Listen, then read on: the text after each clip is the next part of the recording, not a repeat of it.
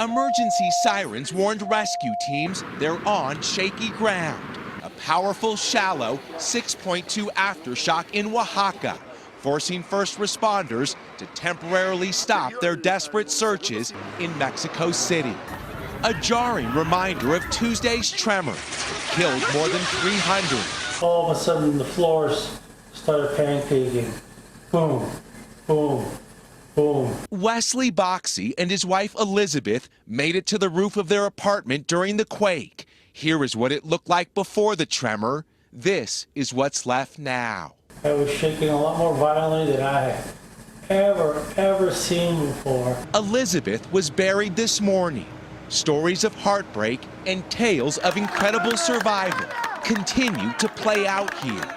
But now, 4 days later, being pulled from the rubble alive would be a miracle. The work here is backbreaking. They're using picks, shovels, and in some cases, their hands.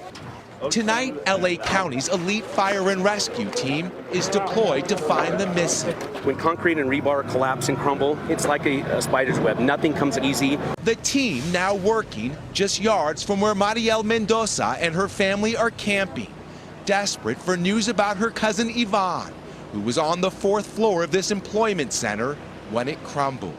We don't know what to do.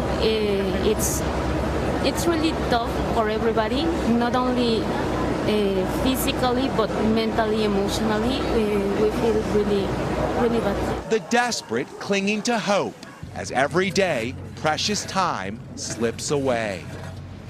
The damage from today's 6.2 quake aftershock was felt some 300 miles away, but it was minimal considering its size. Still, it rattled this nation, a reminder of just how quickly a deadly disaster can strike.